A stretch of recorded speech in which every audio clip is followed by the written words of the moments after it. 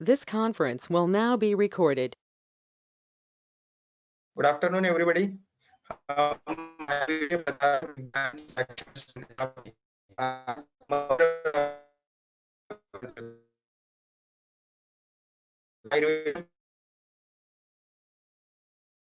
पदार्थ विज्ञान की व्याख्यान श्रेणी आज मन द्रव्य था, उसका दूसरा व्याख्यान मन द्रव्य के व्याख्यान हम शुरू करने जा रहे हैं। और तो आगे तो शरीरेंद्रिय सत्वात्म संयोगोधारी जीवितम, तो आयु के महत्वपूर्ण घटकों में से एक मन है।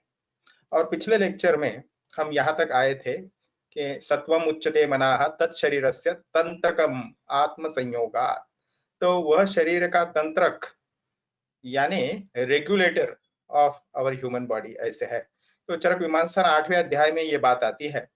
और उससे आगे जाते हुए हम सबसे पहले मन की जो महत्वपूर्ण भूमिका है शरीर के स्वास्थ्य रक्षण में एवं व्याधि उत्पत्ति में, उसको जानेंगे आज विस्तार से।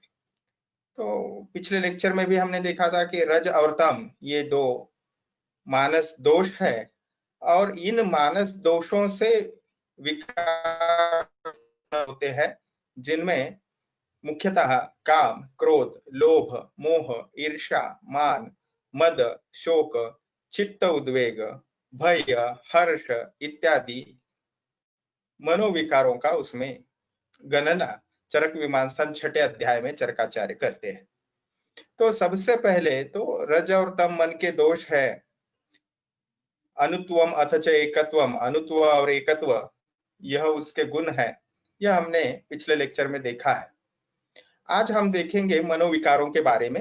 मन को जानना, मन द्रव्य को समझना आवश्यक एक चिकित्सक को, आयुर्वेदीय चिकित्सक को क्यों आवश्यक है?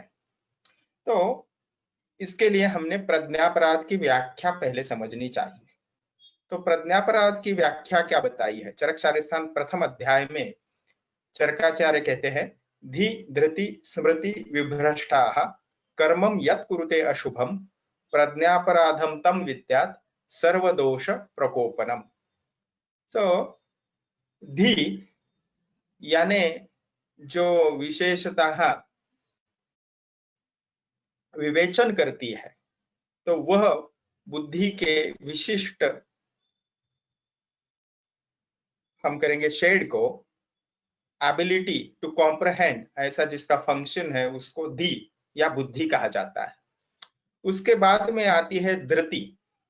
तो ये जो है वो निश्चयात्मिका है, इट्स अ कंट्रोलिंग पावर। और स्मृति जो है वो अतीतस्य स्मरणम स्मृति ही, ऐसे तर्क संग्रहकार कहते हैं। तो पूर्वानुभव जो हो चुका है उसको ध्यान में रखना, याद में रखना, to memorise, to recall, that is स्मृति। तो धी, धृति, स्मृति ये तीनों घटक जो है वह जब विभ्रष्ट, विशेषेण भ्रष्टाः, विभ्रष्ट हो जाते हैं, तो ऐसे स्थिति में उस व्यक्ति द्वारा बहुत सारे जो है कर्मम यत् कुरुते अशुभम, उसके द्वारा जो अशुभ कर्म होते हैं, अशुभ यानी जो उचित नहीं है, यानी स्वास्थ्य रक्षण एवं विकारों को दूर रखने वाले ऐसे जो भी कर्म है वह व्यक्ति द्वारा नहीं होते, किंतु उसके विपरीत कर्म होते हैं, यानी वह व्यक्ति निदानों का सेवन करता है, कारणों का सेवन करता है, जिससे स्वास्थ्य हानि होगी, विकारों की उत्पत्ति होगी। ऐसे पॉजिटिव फैक्टर्स जो है वो अपने आप उसमें गड़ने लगता है या जड़ने लगता है। ऐसे स्थिति को प्रज्ञापराधम तम विद्यात्, और उसका कारण क्या होता है, रिजल्ट क्या होता है? प्रज्ञापराध उसको कहते हैं, इसी को प्रज्ञा का अपराध यानी प्रज्ञापराध कहते हैं। और वह सर्वदोष प्रकोपनम, सर्वदोष का वह प्रकोप करता है। तो देखिए इसके ऊपर जो ब्लू लाइन में इस स्लाइड में आप देख रहे हैं सबसे नीचे, वह चक्रपाणि दत्त जी की टीका है इस श्लोक के ऊपर। एवं बुद्ध्यादि भ्रंशत्रय रूप प्रज्ञापराध जन्यम कर्म प्रज्ञापराधत्वेन दर्शयन् आह धी इत्यादि। तो धी इत्यादि जो श्लोक है उसमें बुद्धि इत्यादि का जो भ्रंश होता है, यानी बुद्धि, धृति और स्मृति इनका, और उससे प्रज्ञा का अपराध होते हुए अशुभ कर्म होते हैं। तो अशुभ कर्म कौन से होंगे? वह निश्चित ही नेक्स्ट प्रज्ञापराध ये प्रथम घटना है या प्रथम घटता है, और उसके बाद में असात्म्य इंद्रियार्थ संयोग होता है। ठीक है, यानी इंद्रिय और अर्थों का असात्म्य संयोग या अनुचित संयोग जिसे हम कहेंगे, या मिथ्या योग होता है, घटता है, और उसी से व्याधि की उत्पत्ति होती है। सर्वदोष प्रकोपनम, इस शब्द से सर्वदोष शब्देन वातादयो रजस्तमसी च गृह्यन्ते। तो सर्वदोषों का प्रकोप होता है, मतलब रज, ये तम दोष और रज दोष जो है, ये दो दोष मान, रजस्तमश्च मानसो दोषो, तो ये दो दोष जो है विशेषता इनका ग्रहण करना चाहिए। और फिर रज और तम, इन दोषों की विकृति होने के बाद या प्रकोप होने के बाद वह पुनः जो है वह शारीरिक दोषों पर ही, वात पित्त कफ दोषों पर ही प्रभाव करते हैं या उनको भी दूषित करते हैं। जैसे रज से पित्त दूषित होता है, और तम से जो है प्रकोप से कफ दूषित होगा इत्यादि। तो ये कारण मुख्यतः बताए हैं मनोदोष या साइकोलॉजिकल डिसऑर्डर्स उत्पन्न होने के लिए। जैसा कि मैंने आपको कहा था, चरक विमान स्थान तीसरे अध्याय में मुख्यतः process of formation of psychological disorders या साइकोलॉजिकल डिसीज, मनोविकार उत्पन्न होने के मुख्य कारण वहां पे बिल्कुल मूलतः वहां से शुरुआत की गई है, और वह है सतयुग से, या उसे कृतयुग भी कहा जाता था या कहा जाता है। तो विशेषतः जैसे सतयुग, द्वापर युग, त्रेता युग और कलयुग, ये 4 युग है, और इन 4 युगों में प्रत्येक ही क्रमशः 1/4 धर्म का जो है 1/4 पार्ट ऑफ द धर्म is reduced or lost, and that's why in Kali Yuga there is only 1/4 of dharma is left. So the quarter in each yuga is reduced, and hence a similar reduction in the qualities of the living beings are also there. Finally it leads to the dissolution of the universe. Now see, तो धर्म का ह्रास होता है मतलब क्या है? व्यक्ति अपने कर्मों को, जो भी निहित कर्म है उसको नहीं कर ठीक या अनुचित करता है, उचित पद्धति से करता है। देखिए, ये सभी प्रक्रिया वहां पे वर्णन की है, आपको आश्चर्य लगेगा, और सबका मूल कारण बताया है अन्न सेवन। यानी जो भी व्यक्ति अति अन्न का सेवन करेगा उसके शरीर में गौरव उत्पन्न होगा। गौरव से क्लम यानी मानसिक थकवा या मानसिक हम श्रम कहेंगे उसको, या थकावट उसको उस व्यक्ति को होगी। उससे आलस्य की उत्पत्ति होगी, और आलस्य से फिर संचय की प्रवृत्ति होगी, उसको आलस्य अच्छा लगना लगेगा। इसलिए वो जब भी कुछ करने का सोचेगा उसमें ज्यादा कुछ, मैं मेरे लिए नहीं और कुछ सालों के लिए और कुछ इकट्ठा करके रखूं, इस प्रकार से उसकी संचय प्रवृत्ति बढ़ेगी। उससे परिग्रह यानी दूसरे के द्रव्य या दूसरों की संपत्ति भी हड़पना या ग्रहण करना चालू हो जाएगा। उससे लोभ बढ़ेगा, और फिर काल की दृष्टि होने के बाद, ठीक है, तो फिर द्रोह उत्पन्न होगा। और द्रोह क्या होगा? फिर वो पति धर्म द्रोह होगा, पत्नी धर्म द्रोह हो सकता है, पुत्र धर्म, पिता धर्म, ये सब प्रकार के द्रोह हो सकते हैं। इससे अनृत वचन की बार बार प्रयोग किया जाएगा, और फिर इससे काम, क्रोध, अभिमान, द्वेष, पारुष्य, अभिघात, भय, त्रिविध प्रकार का संताप, चिंता, शोक, उद्वेग, ये सब जो है ये मनोविकार उत्पन्न होंगे। तो ये हो गई साइकोलॉजिकल डिसऑर्डर्स की जो संप्राप्ति है, वो चरक मीमांसा बहुत स्पष्ट लिखी। ये हमने पिछले लेक्चर में थोड़ा सा इसको देखा है, फिर भी आज टॉपिक को कनेक्ट होने के लिए हम फिर एक बार देख रहे हैं। जैसा मैंने कहा, प्रोफेसर रामहर्ष सिंह, डॉक्टर शुक्ला का जो बुक है, पुस्तक है पदार्थ विज्ञान की मनोविकार के ऊपर, उन्होंने लिखते हुए और तम के कारण ये 12 प्रकार बताए हैं मनोविकारों के। रज, तम और त्रिदोष यानी वात, पित्त, कफ, इनको एकत्रित करके 12 गदोद्वेग तक उन्होंने विकार बताए हैं। फिर पर्सनालिटी डिसऑर्डर्स के जैसे उन्होंने व्यक्तित्व विकार, सत्वहीनता, अमेधता, विकृत सत्व, ऐसे 3 बताए हैं। और फिर मनोदैहिक यानी मानसिक विकृति है और दैहिक विकृति भी है, ऐसे कुछ व्याधि या व्याधियों के प्रकार जो हम निदान स्थान या चिकित्सा में भी देखते हैं, भयज अतिसार, शोकज अतिसार, कामज ज्वर, शोकज ज्वर, आमोवात, तमकास इत्यादि उन्होंने मनोदैहिक विकार, ऐसे उन्होंने वर्गीकरण या कैटेगराइजेशन किया है मनोविकारों का। अब जैसा मैंने कहा आपको, डॉक्टर के जो है उसको है तो थोड़ा और सिंपल या समझने के लिए बिल्कुल शुरुआत से लेके व्यावहारिक जगत तक उसको बहुत अच्छे से समझाते हैं। ये हमने डॉक्टर बीके द्विवेदी का जो पदार्थ विज्ञान का बुक है उसमें से लिया है। मानस रोग 2 प्रकार के होते हैं, निज और आगंतुक। तो निज के पुनः 2 प्रकार होते हैं, सहज और अर्जित। तो सहज यानी क्या है, वो प्रवृत्ति मूलक है।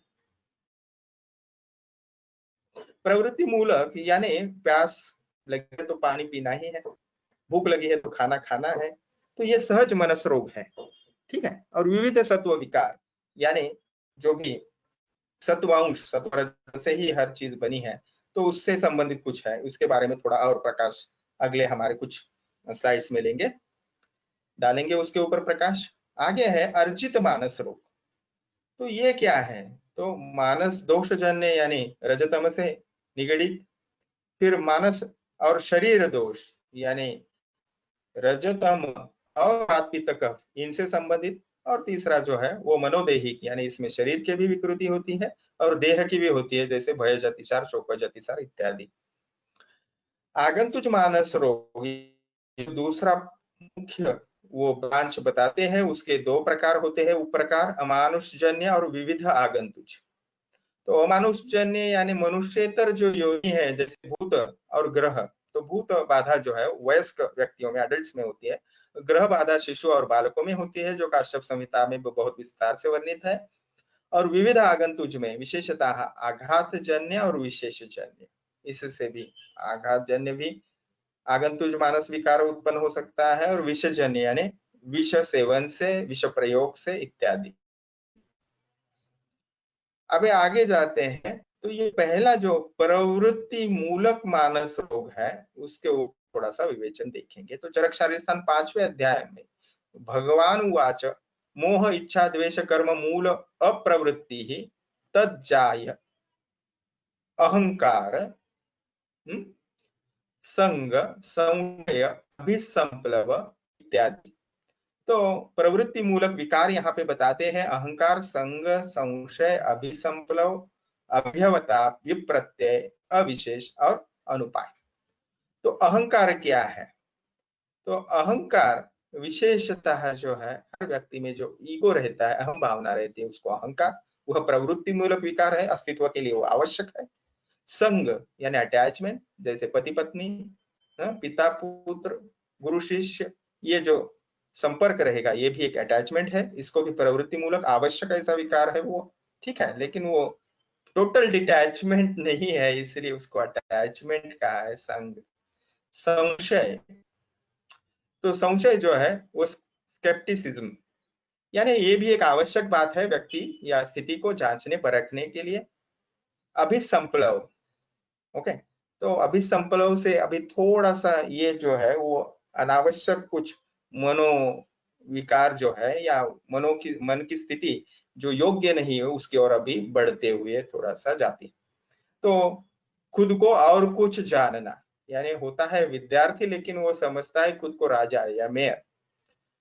देन अभ्यवता, that is false sense of ownership, वह व्यक्ति विशेषतः प्रेम प्रेमिया प्रेयसी और प्रेम युगलों के बारे में ये होता है कि वह व्यक्ति अपनी नहीं होती है या अपने को नकार चुकी होती है, फिर भी फॉल्स सेंस ऑफ ओनरशिप, मेरे से ही उसने प्यार करना चाहिए इत्यादि, ऐसे विकार उसमें आते। आगे है विप्रत्यय यानी सेंसिंग अपोजिट ऑफ रियलिटी, तो हम है कंगाल लेकिन खुद को समझते हैं धनी, तो ये बिल्कुल अपोजिट समझना। आगे है अविशेष, तो inability to distinguish between the consciousness and unconsciousness. ऐसी स्थिति एक्चुअली ये सन्यासियों की या योगियों की भी हो सकती है, लेकिन ये मनोविकार की दृष्टि से यहाँ पे बताई है। देखिए, लेकिन वो सन्यासी नहीं है, योगी ही नहीं है, उसको पूरा ज्ञान प्राप्त नहीं है, फिर भी वो किधर भी बैठेगा, कूड़े कचरे के ढेर पे भी बैठेगा या कहाँ से भी खाएगा, तो ये जो उसकी स्थिति हो जाती है उसको अविशेष कहा है। अनुपाय, तो बिलीविंग इन आउटडेटेड ट्रेडिशंस, ठीक है। तो शहरों में शायद आज बैलगाड़ी इस्तेमाल नहीं की जाती, लेकिन वह व्यक्ति बैलगाड़ी के ऊपर बैठ के आएगा या उस पद्धति का वेशभूषा करेगा जो आजकल फॉलो नहीं की जाती। नेक्स्ट बताया है 8वां अनुपाय। तो अनुपाय जो है ये विशेषतः दैट इनगल्फ एन इंडिविजुअल, तो ये खुद ही अपने हो जाता है। अभी प्रवृत्ति मूलक बताने के बाद देखिए वह आगे जाते हैं और बताते हैं हमें रज तमो विकार से मुख्यतः जो उत्पन्न होते हैं वो है काम, क्रोध, लोभ, मोह, ईर्ष्या, मान, मद, शोक, चिंता, उद्वेग, भय, हर्ष। फिर रजतम और वात, पित्त, कफ, ये जो शारीर दोष है ये भी विकृत हो जाते हैं। फिर उन्माद, अपस्मार, अपतंत्र, अतत्वाभिनिवेश, भ्रम, तंद्रा, क्लम, मद, मूर्छा, संन्यास, मदात्य। इसमें से उन्माद और अपस्मार जो है वो चरक निदान स्थान 7वां अध्याय, 8वां अध्याय और चिकित्सा स्थान में भी हमें इसका विस्तार से वर्णन मिलता है। अतत्वाभिनिवेश, मदात्य, मूर्छा, संन्यास, इनको भी चरकाचार्य अच्छे से अधोरेखित करते हैं। विविध अन्य कुछ मानस रोग भी हमें मिलते हैं, दुर्मना स्थिति, मनोदैन्य अवस्था, विषाद इत्यादि और मानस उन्माद। अब देखिए यहां से जो बात थी वो हमने करनी है डिटेल में। यहाँ तक तो कुछ बातें हमने देखी थी पिछले लेक्चर में। तो ये आगंतुक ग्रहजन्य जो मानस रोग है, ये फिर एक बार मैं आपको वो तालिका दिखा दूं मनोविकारों के वर्गीकरण की। देखिए ये जो निज के हमने अभी देख लिए सभी। अब मानस के जो आगंतुक, दूसरा आगंतुक मानस रोग मुख्य शाखा है प्रकार की, उसमें अमानुषजन्य यानी भूतजन्य जो वयस्क में होते हैं और ग्रहजन्य यानी जो शिशु और बालकों में होते हैं उसका वर्णन है। देखिए मैं इसका खूब ज्यादा अभ्यास मैंने किया है या अनुभव में पेशेंस देखे है ऐसी बात नहीं, लेकिन रिव्यू ऑफ लिटरेचर के तौर पे मैं आपके सामने ये प्रस्तुत कर रहा हूँ द्विवेदी सर के बुक से। तो देखिए ग्रह के विभिन्न नाम जो है इस स्लाइड में आप देख सकते हो, 12 नाम है हमने और आगे भी ये तालिका 29 तक बढ़ती है, ठीक है। और ये 29 जो विविध ग्रह जन्य मानस रोग बताए हैं तो उसमें से 29 अलग अलग से नाम है, लेकिन सबसे ज्यादा सारंगधराचार्य जी 20 बताते हैं, ठीक है। चरक, सुश्रुत एवं माधव निदान में और भाव प्रकाशकार इनको 8 बताते हैं प्रत्येक की। और वाग्भटाचार्य 18, हारित संहिता में 10 और सारंगधर सबसे ज्यादा यानी 20 बताते हैं। उनके नाम मैं बता दूं, प्लस जो है ये तालिका में इसको यानी उन्होंने बताए हैं और माइनस या डैश जो है उन्होंने नहीं बताया। तो सिर्फ मैं ग्रहों के नाम यहाँ पे आपको सुनवाता। देवग्रह, देवशत्रुग्रह, गंधर्व, यक्ष, पितृ, भुजंग, पिशाच, ऋषिगरु सिद्ध, ब्रह्म राक्षस, प्रेत, निषाद, वेताल, कुष्मांड, ऐन्द्र, आग्नेय, यम, वरुण, वायु, नैऋत्य, ईशान्य, इसको ग्रह भी कहा जाता है।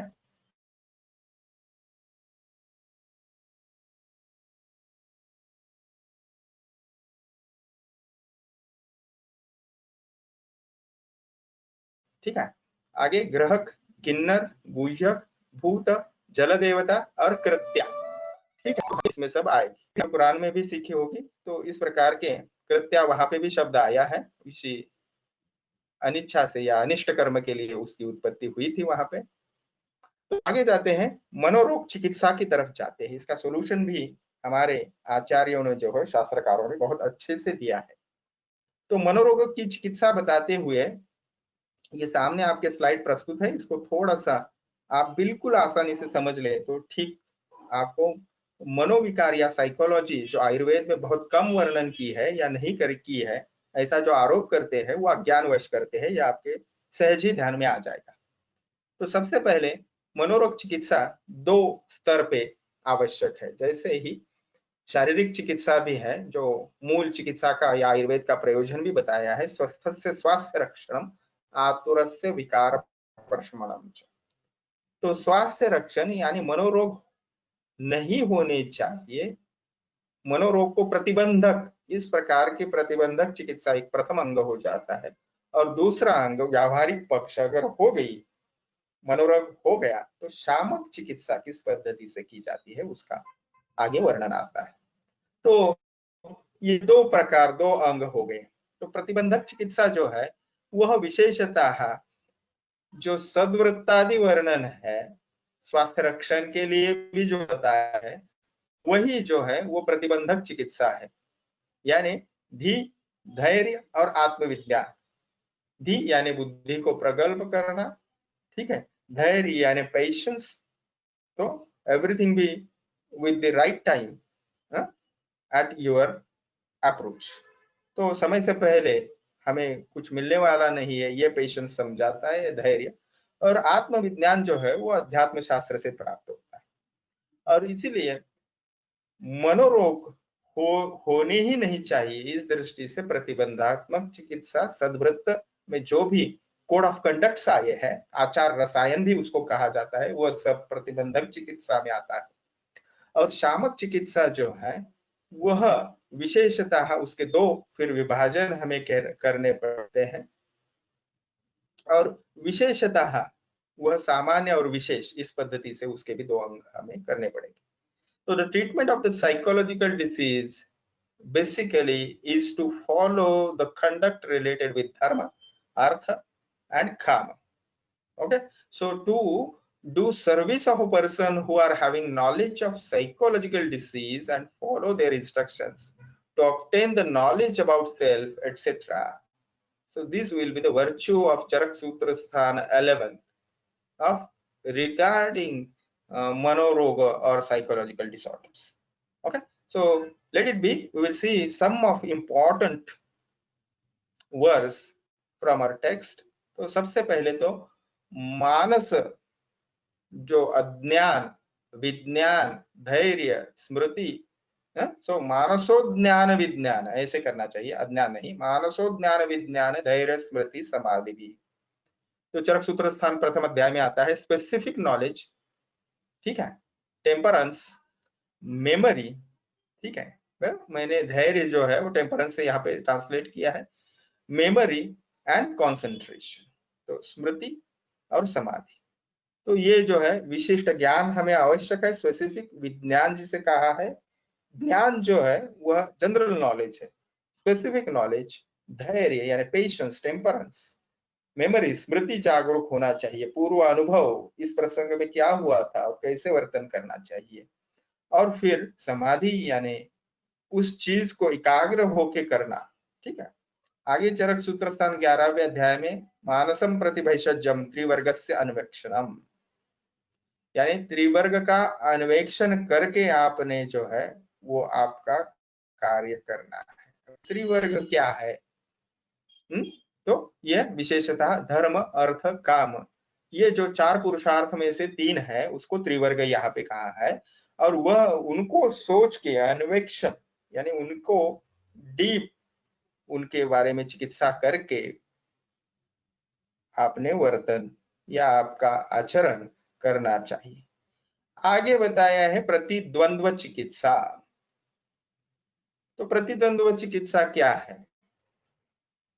तो भय को शोक से, शोक को हर्ष से, या क्रोध को काम से, इस पद्धति के अपोजिट गुणों का उद्रेक करके प्रतिद्वंद्व मनोचिकित्सा, चरक चिकित्सा 9वें अध्याय में बताई गई है, ठीक है।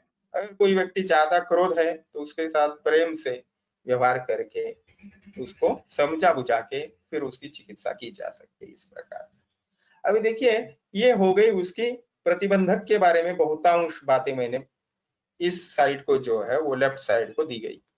आगे है तो सत्वावचय, सत्वावजय जो है यहाँ पे भी रोगानुसारिणी में दैव व्यपाश्रय यानी होम, मंगल, बलिहारी, बलि इत्यादि देना, ठीक है, मणि धारण करना, ये दैव व्यपाश्रय में आ जाएगा। व्रत वैकल्य इत्यादि।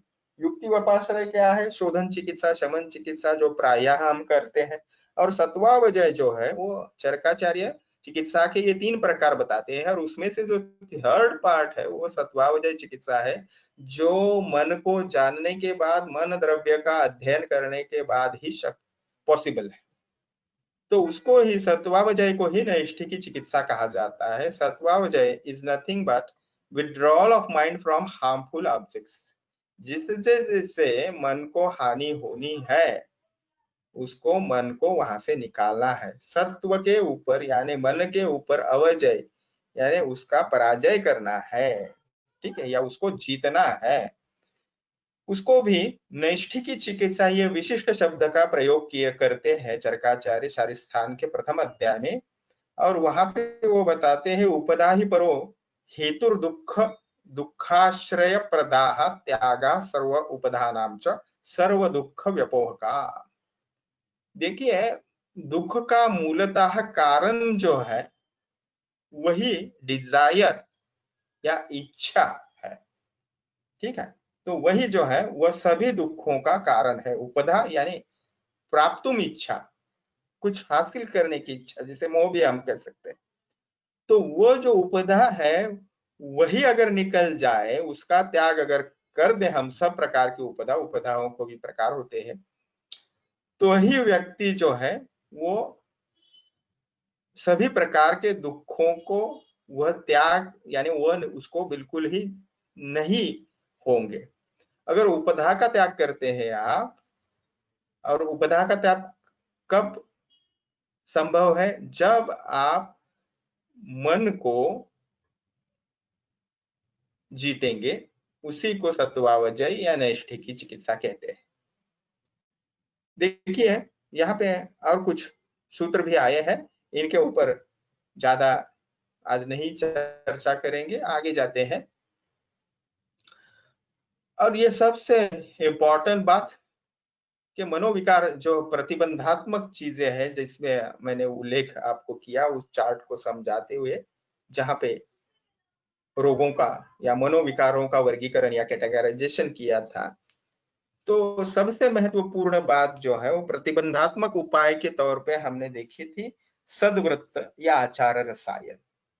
तो उसी को स्पेसिफिक मन के बारे में समझाते हुए कुछ सूत्र हम देखेंगे। देखिए, त्यागः प्रज्ञापराधानाम इंद्रियोपशमा धृति देश कालात्म विज्ञानम सद्वृत्तस्यानुवर्तनम आगंतूनाम अनुत्पत्त आवेशो मार्गनिदर्शिताः प्राज्ञः प्रागेव तत्कुर्यात् हितं विद्यात् आत्मनाः आप्तोपदेश प्रज्ञानम प्रतिपत्तिश्च कारणम विकाराणाम अनुत्पानाम उत्पन्नानाम च शांतये। तो जो विकाराणाम अनुत्पाना, तो विकार उत्पन्न ही नहीं होंगे, और अगर उत्पन्न है तो वह शांत हो जाएंगे। तो ये मूल बातें बताई है। विशेषतः प्रज्ञापराध जो है उसका त्याग करना चाहिए। तो प्रज्ञापराध की व्याख्या हमने लेक्चर के शुरुआत में ही देखी थी। धी धृति स्मृति विभ्रष्टाः कर्मं यत् कुरुते अशुभम प्रज्ञापराधम तम दोष प्रकोपनम। इस पद्धति से हमने प्रज्ञापराध की व्याख्या लिखी थी। यानी धी, धृति, स्मृति, इनको अगर आप साबुत रखें तो आपसे प्रज्ञापराध नहीं होगा। ओके, सो इंद्रिय उपशम। अब इंद्रिया कौन सी है? ज्ञानेन्द्रिया और कर्मेंद्रिया, यानी सेंस ऑर्गन्स और मोटर ऑर्गन्स, ठीक है। तो इनको जो है उनको आपको कंट्रोल यानी उसके ऊपर मन ने जो है इंद्रियाभिग्रह और स्वनिग्रह रखने की आवश्यकता है। आगे है देह स्मृति ही। तो प्रज्ञापराध में वो बात आ जाती है, लेकिन फिर भी वो आवश्यक घटक है, इसलिए दोबारा बताते हैं चरक सूत्रस्थान 7वें अध्याय में चरकाचार्य। स्मृति जो है वो रिकॉलिंग पावर है, हमने देखा। तो मेमोराइजिंग विशेषतः जो है रिजिम्स, विभिन्न यहाँ पे विशेषता इस सूत्र के बारे में। तो दिनचर्या में क्या बताया, बातें बताई है, ऋतुचर्या में क्या बातें बताई है, ठीक है, आचार रसायन में, सद्वृत्त में क्या बातें बताई है, उनका स्मरण आवश्यक है। स्मरण आपको रहेगा तभी आप उस प्रकार से कृति कर पाओ। तो ये हो गया स्मृति के बारे में। आगे है देश कालात्म विज्ञानम। तो विशेषतः देश जहां पे आप रह रहे हो, या देह देश, या रेसिडेंशियल प्लेस आपकी जो है, ठीक है, और काल यानी कौन सी ऋतु चल रही है, आपके शरीर के बारे में आपका कौन सा काल चल रहा है। जैसे नित्य अवस्थिक काल है तो व्याधि का कुछ अवस्थिक काल तो नहीं चल रहा है। इन सब को देश काल, इनको अपने बारे में अपने से जोड़कर उसको क्या आवश्यक है या क्या हमने करना चाहिए, क्या नहीं करना चाहिए, ये सोच के कोड ऑफ कंडक्ट अगर हम रखें, आत्मविज्ञान यानी रिलेटेड विद देश एंड काल, आत्मविज्ञान ये आवश्यक है। Time and one's own self, okay. और सद्वृत्तानुवर्तनम, सद्वृत्त का अनुवर्तन करना यानी फॉलोइंग ऑफ गुड कंडक्ट और द आइडियल कंडक्ट। सो ये हो गई मनोविकारों को प्रतिबंधित करने का सूत्र, ठीक है। और इसलिए आगंतुनाम अनुत्पत्तावेश। So therefore an intelligent person desirous to have his own well-being shall follow these suitable measures well in advance. विकार उत्पन्न ही ना हो इसलिए पहले से इन चीजों को त्याग प्रज्ञा परादानाम इंद्रिय ज्ञानम अनुवर्तनम, इनको हमने हर एक ने करना है तो मनोविकार बिल्कुल ही नहीं होंगे। और knowledge of the prescription of विशेषता authoritative sages and taking proper decision at the right time and the need are recommended for prevention and impeding diseases and the treatment of existing diseases. So जो भविष्य में होने वाले वह होंगे ही नहीं, हो सके होने की गुंजाइश ही नहीं, और जो हुए हैं उनकी भी ट्रीटमेंट या उनकी भी चिकित्सा इस पद्धति से होगी। उसमें बताया है विशेषतः प्राज्ञा प्रागेव तत्कुर्यात् विद्यात् अत आत्मनाः, ठीक है। तो बुद्धिमान पुरुष ने रोग उत्पन्न होने से पहले ही ये जो कोड ऑफ कंडक्ट या आप्तोपदेश है, उनको ग्रहण करना है, अनुसरण करना है। आप्तोपदेश प्रज्ञानम, तो जो भी हमारे यहाँ आप्त जो है आयुर्वेद में बहुत बड़ी संज्ञा है, आपको पता है, रजस्तमोभ्याम निर्मुक्ता तपो ज्ञान बलेन ये सत्यम वक्षन्ति ते कस्मात् असत्यम निरजस्तमाः इत्यादि। तो ये गुण धारण करने वाले व्यक्ति, सीनियर्स, ऋषिमणि, इनके वचनों को हमने फॉलो करना है।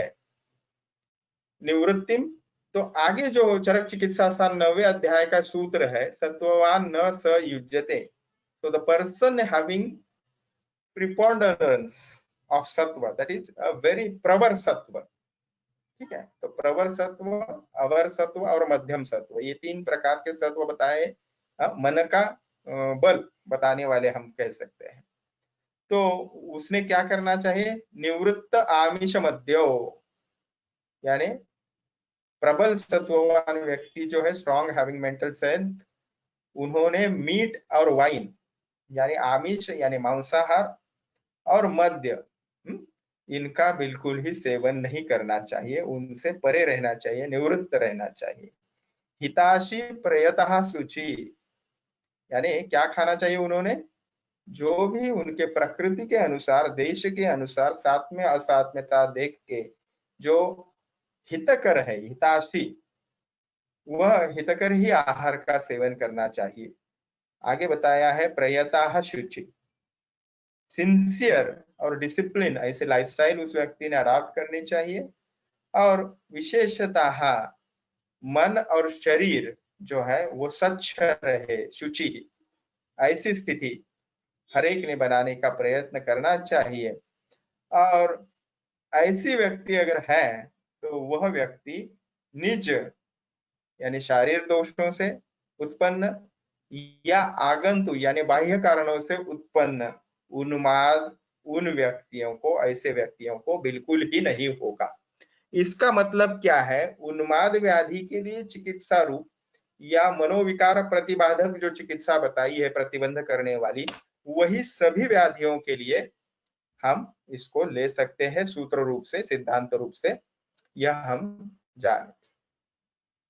तो सबसे पहले प्रज्ञापराध का त्याग करना चाहिए, इंद्रियों को वश में रखना है, स्मरण शक्ति बढ़ाना है ताकि पिछले जो एक्सपीरियंसेस है उसको रिपीट ना करें, देश काल आत्म का ज्ञान होना चाहिए, सद्वृत्त का पालन करना है, धारणीय वेगों का धारण करना है। वो कौन से है? मनोवेग, क्रोध, मोह इत्यादि। आप्तोपदेश जो है उसको फॉलो करना है, आप्तोपदेश का प्रज्ञान यानी वो प्राप्त करना है पहले। ठीक है, यहाँ चित्र में वही दिखाने का मैंने प्रयास किया है। और आप्तोपदेश का पालन भी करना है, जैसे नीचे मांसाहार का त्याग करे, पवित्रता शरीर और मन की बनाए रखे, और विरुद्ध भोजन जो है वो संस्कार विरुद्ध है, वीर्य विरुद्ध है इत्यादि, विरुद्ध भोजन का त्याग करना चाहिए। ठीक है, तो जो चिकित्सा होगी ये होगी प्रतिबंधात्मक चिकित्सा का हमने विवरण किया। अभी अभी आगे है सामान्य क्रमवत चिकित्सा मनोविकारों की, उसमें सबसे पहले ज्ञान। तो जैसे हम घृत तैल मधु ये परमौषध है वात पित्त कफ के लिए, ठीक है, तैल घृत मधु क्रम से वात पित्त कफ के लिए, वैसे ही भी जो है वो सभी जो है मनोदोषों का कौन से परम औषध बताया है मनोविकार के लिए?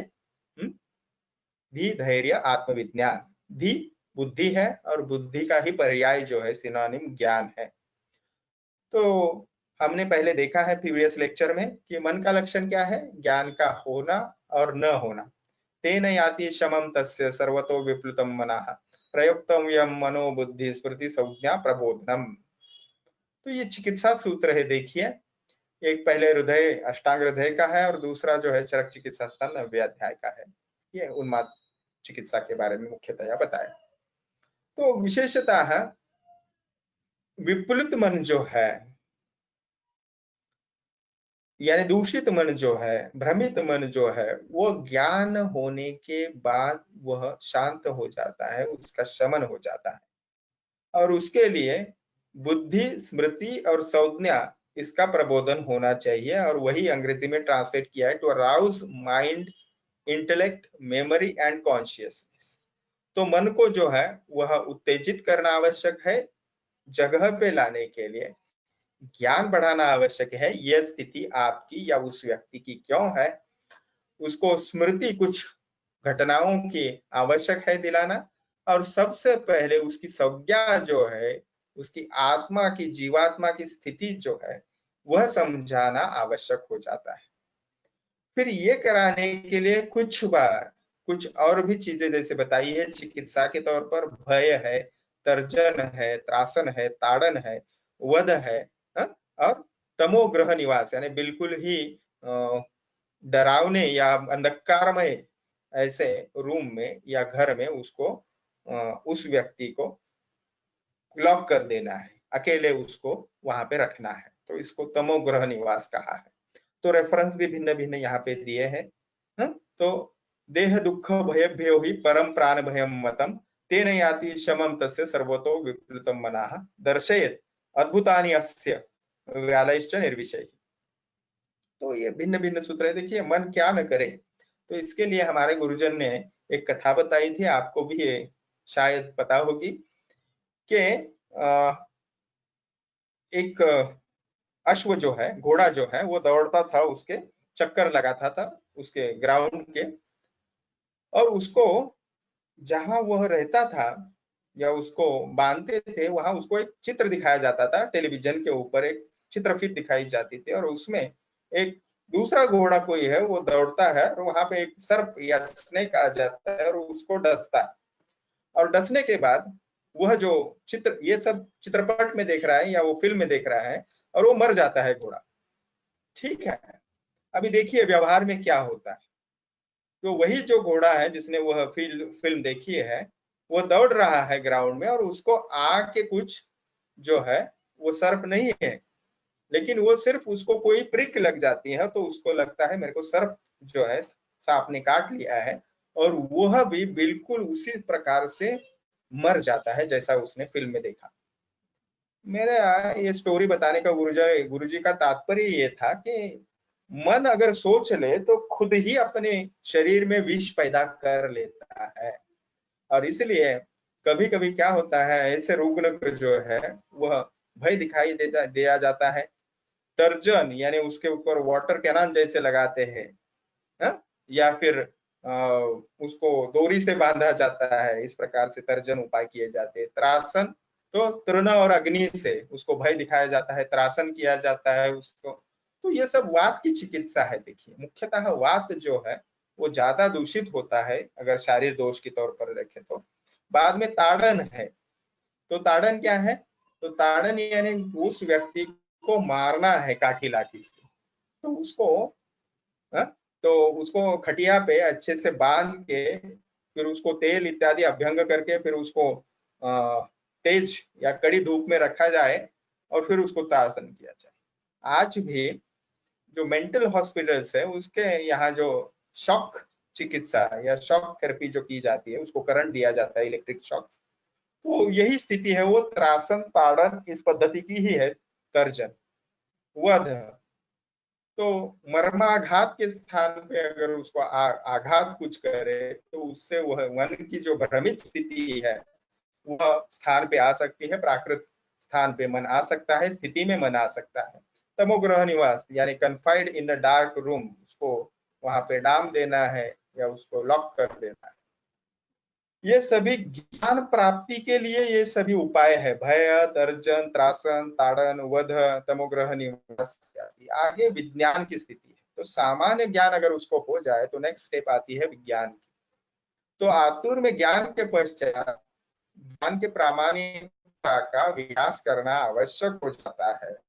और उसकी बुद्धि निश्चयात्मिका बुद्धि इस पद्धति से काम करने के लिए कुछ आवश्यक बातें उसको विज्ञान, उसको उसको स्किलफुल कुछ वर्क, जिस काम में उसको रुचि है, जिस काम में उसकी गति है, ऐसे चीजों में उसको ज्यादा रुचि प्राप्त करने का अवसर प्रदान करना या वैसे उस पद्धति से काउंसलिंग करना आयुर्वेदिक डॉक्टर ने, मनोचिकित्सक ने आवश्यक है। उसके बाद है धैर्य। तो धैर्य क्या है? धृतिर ही नियमात्मिका। तो धृति ही एक ऐसी स्थिति है कि जो मन को जो है वह अपने हार्मफुल ऑब्जेक्ट से बचाती है, जिससे अकल्याण होगा, कल्याण नहीं होगा, नुकसान होगा शरीर और मन का, ऐसे स्थितियों से वो मन को दूर रखती है। तो इस चीज के लिए फिर आश्वासन चिकित्सा, सांत्वन, हर्षण, दान या फिर कुछ औषधियों का प्रयोग, जैसे वृक्ष और वाजिकर औषधियों का प्रयोग, जिससे वात दोष, रजतम दोष, विशेषता रजो दोष जो है वो चंचलता ज्यादा लाता है मन में, इसको शांत करने के लिए करवाई जाती है। देखिए प्रथम वर्ष के विद्यार्थियों के लिए इतने डिटेल्स अपेक्षित नहीं है, लेकिन फिर भी मनोविकार और मनोविकार की जो चिकित्सा है, अंग है आयुर्वेद का, वह बहुत स्पष्ट है और अच्छी एक साइकोलॉजी ब्रांच जो है वो चल सकती है आयुर्वेद चिकित्सा से। ये भी जानना है, आप आयुर्वेदिक मनोचिकित्सक इस दृष्टि से काम कर सकते। फिर हो जाता है ज्ञान, विज्ञान, धैर्य के बाद स्मृति और फिर समाधि। स्मृति जो है वो विभिन्न कारणों से आती है और उससे स्थिति या प्रसंग अपने रुग्णों के सामने, उस व्यक्ति के सामने की आवश्यकता होती है। फिल्म या आप कोई वैसे क्रिएट कर सकते हो, रिएट कर सकते हो। तो निमित्त, सादृश्य, रूप ग्रहण, विपरीत वस्तु का दर्शन, सत्वानुबंध, ज्ञान योग, पुनः श्रवण, अभ्यास। तो ये विशेषतः स्मृति के विविध कारण बताए, जिससे स्मृति मेमोरी जो है उसकी रिकॉल हो जाएगी, उस व्यक्ति की अच्छे से आ जाएगी और वह मनोविकार उसका दूर होगा। आगे समाधि की स्थिति बताई है। तो ये कंसंट्रेशन के बारे में बिल्कुल सिंपल लैंग्वेज में आपको समझाए तो the knower of oneself should control his sense organs and the fickle, restless mind, and then enter spirituality to establish himself in self-knowledge. The awareness of harm everywhere should be examined from all aspects. So इंद्रियाणि च संक्षिप्य मनाः संक्षिप्य चंचलम प्रविश्य अध्यात्मम आत्मज्ञाः स्वज्ञाने पर्यवस्थिताः। तो ये चरक शास्त्रार्थ समाधि का मार्गदर्शन मिलता है। तो अध्यात्म विज्ञान जो है, धी धैर्य आत्मादि विज्ञानम मनोदोष औषधम परम, तो आत्मविज्ञान जो है वो समाधि अंग से यहाँ पे हमें प्राप्त होता है। तो आत्मविज्ञान अध्यात्म विद्या से ही प्राप्त होता है। इसीलिए चरक शारीस्थान तीसरे अध्याय में ये श्लोक आता है, प्रविश्य अध्यात्मम आत्मज्ञाः। तो सेल्फ नॉलेज के लिए मैं कौन हूं, यह ज्ञान प्राप्ति के लिए अध्यात्म शास्त्र जो है वह बहुत ही उपयुक्त रहता है। अध्यात्म विद्या, त्रिवर्ग अन्वेषण, यह भी एक उपाय बताया है मनोचिकित्सा के लिए। तो त्रिवर्ग अन्वेषण क्या है? मानसम प्रतिभैषज्यम त्रिवर्गस्य अन्वेषणम तद्विद्य सेवा विज्ञानम आदि चरकसूत्रस्थान 11वें अध्याय में, नहिंतरेण लोके त्रयम् एतत् मानसम मासनम किंचित निष्पद्यते सुखम वा दुखम वा। तो त्रिवर्ग का अन्वेषण करके ही आपने अपना कर्तव्य जीवन यापन करना चाहिए। प्रतिद्वंद्व मानस चिकित्सा, ऐसा भी यहाँ पे शब्द आया था। जैसे मैंने बताया था कि क्रोध का काम से विजय प्राप्त कर सकते हैं। तो काम शोक भय क्रोध हर्ष ईर्षा लोभ संभवान परस्पर प्रतिद्वंद्व ही अभिरेव शमम नये, चरक चिकित्सा स्थान 9। तो जब मेंटल डिअरेंजमेंट हो जाती है साइकोलॉजिकल डिसऑर्डर्स में, ऐसे स्थिति में विशेषतः काम यानी पैशन, शोक ग्रीफ, भय फियर, क्रोध एंगर, हर्ष यानी एक्सालरेशन, ईर्षा एनवी, लोभ ग्रीड, ये जो मनोविकार है इनको शमन किस पद्धति से किया जाएगा? कॉन्ट्राडिक्टरी फैक्टर के साथ। जैसे मैंने बताया कि शो व्यक्ति को अगर क्रोध है तो काम से, तो देखिए आगे वही सूत्र है चरक चिकित्सा स्थान तीसरे अध्याय का, कामात क्रोध चोरो नाशम क्रोधात काम समुद्भवम याति ताभ्याम उपाभ्याम भय शोक समुत्थिता। तो ये एक दूसरे के प्रतिद्वंद्व मानस चिकित्सा है। सत्वावजय चिकित्सा और नैष्ठिक की चिकित्सा, इनको देख के आज का व्याख्यान हम समाप्त करेंगे। तो सत्वावजय चिकित्सा पुनः अहितेभ्यो अर्थेभ्यो मनोनिग्रह। तो जैसा योग शास्त्र में बताया है, योगस्तु चित्त निग्रह, तो मन का निग्रह करना, जो मन का कार्य है इंद्रियाभिग्रह और स्वस्य निग्रह, तो वही कराना या मन को ठीक वैसी पद्धति से कराना सत्वावजय चिकित्सा है। और अहित जो भी विषय है उनसे मन को दूर रखना, यह है सत्वावजय। और नैष्ठिक की चिकित्सा पारंपार्य अनुबंधस्तु दुःखम विनिरोधते उपचारेण सुखम चापि वर्तते, चरकशास्त्रान प्रथम अध्याय में इसका अर्थ जो है वो मनोचिकित्सा के बारे में ही है। और आप अगर वेदना बिल्कुल ही ना हो, किसी प्रकार की वेदना या दुख ना हो, ये आपको अपेक्षित है, तो उपधा यानी लोभ तृष्णा इसका नाश होना चाहिए। थोड़ी देर पहले हमने देखा उसको और थोड़ा पर डिटेल में जाते हुए, a continuity of elements is checked by the treatments that are conducive to the continuity of happiness. The state of equilibrium of dhatus is not disturbed, nor is the imbalance stage is not the imbalance brought to the normalcy without some positive factors. तो कार्य का कुछ तो कारण होगा, इसलिए कारणों का नाश करना चाहिए तो कार्य उत्पन्न नहीं होगा। सीधी बात समझाई है बहुत शास्त्रीय पद्धति से। It is the positive factor which determine the equilibrium और इम्बैलेंस ऑफ द धातुस। सो कारणों से ही, यानी कारणों से ही हम वो जो समतोल है वो प्राप्त कर पाएंगे। संतुलन, संतुलन में विषमता प्राप्त होगी, असंतुलन हो जाएगा उन्हीं कारणों की वजह से। इसीलिए चिकित्सक को क्या चाहिए? Physician treats the disease pertaining to the past present and future. उत्तम चिकित्सक कौन है? जो त्रिकाल के वेदनों है या उनको ध्यान में रखते हुए, प्रॉपर हिस्ट्री क्या है, स्पेशली साइकोलॉजिकल हिस्ट्री क्या है, प्रेजेंट और फ्यूचर, उसका किस पद्धति से उसका ट्रीटमेंट प्लान करना है, इसके बारे में चिकित्सक ने सोचना चाहिए। तो देखिए ये संपूर्ण व्याख्यान का जो सारांश है वो यहाँ पे आ जाता है। आयुर्वेद में मन की विशिष्ट अवधारणा है, जिसका संबंध मानव व्यवहार से ही न होकर जैविक क्रियाओं से भी है, क्योंकि वह एक आवश्यक घटक है जीवित शरीर इंद्रिय सत्वात्म संयोगधारी जीवितम कंपोनेंट ऑफ लाइफ। मनोविकारों का उल्लेख विभिन्न दृष्टिकोण से किया गया है और मनोचिकित्सा का वर्णन रोगानुसार है, जैसे आदि। मनोचिकित्सा हमने थोड़ी देर पहले जो भी मनोचिकित्सा हमने पहले उसका उपयोग परंतु विशिष्ट रूप से जो मनोरोगों है रूप उसके ऊपर फोकस करने की दुष्ट मूर्छना से ही है वो कुछ व्याधि उत्पन्न होती है और इस प्रकार से है तो उसी से मानस रोग भी उत्पन्न होंगे। और इसीलिए विज्ञान, धैर्य, स्मृति, समाधि, यह जो उसके जो एक एक स्टेप्स है एक के बाद दूसरा डेवलप करना ये आवश्यक है। संवेगात्मक मनोविकार जो है जैसे समाधि इत्यादि काम मोह, उसके लिए प्रतिद्वंद्व चिकित्सा और सत्वावजय चिकित्सा यानी मनोनिग्रह, आगंतुक मानस रोग यानी ग्रह बाधा इत्यादि से उत्पन्न, तो उनके लिए चिकित्सालय चिकित्सा हो तो वह आध्यात्मिक गुरु हो सकते हैं। मूलक रोग जो है उसके लिए नैष्ठिकी चिकित्सा आवश्यक हो जाती है, उपधानाश इसमें आवश्यक हो जाता है। और चिंता, विषाद इत्यादि दुखमय जीवन के लिए त्रिवर्ग अन्वेषण और सत्वावजय चिकित्सा इस पद्धति से होती है। देव देवान गंधर्वान पिशाचान राक्षसाः न चान्य स्वयं क्लिष्टम उपक्लिष्टम मानवम, ये तो बहुत ही महत्वपूर्ण श्लोक है। और मेरा सबसे बिल्कुल प्रथम वर्ष में ही मैंने 1993 में मैंने अपने नोटबुक जैसे मुझे मालूम हो गया ये श्लोक का अर्थ, आत्मानम एवं मन्येत कर्तारम सुख दुःखयोः तस्मात् श्रेयस्करम मार्गम प्रतिपदे से।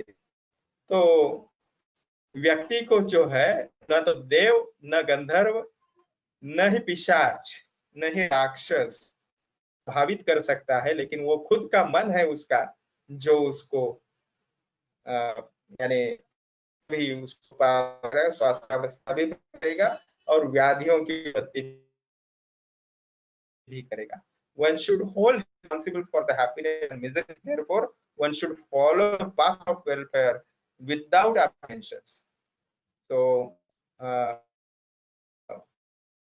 अपने आप को ज्यादा तकलीफ और दुख है, इसलिए जो दे हर दुख का कारण है। जो भी सदवृत्त में बातें बताई है उसायन का अगर हम अनुसरण करें, उस पद्धति को अगर हम अपनाए, आयुर्वेदीय जीवन शैली, मद्य, आमिष यानी मीट, मांसाहार, इसका अगर हम त्याग करें तो हम पूरे रूप से रोगों पर विजय और आयुर्वेद सर्वश्रेष्ठ करने के लिए श्रेष्ठ चिकित्सा है और वह न शरीर अपितु मन ऐसी चिकित्सा है और वह सभी आयुर्वेद में विस्तार से बताए हैं।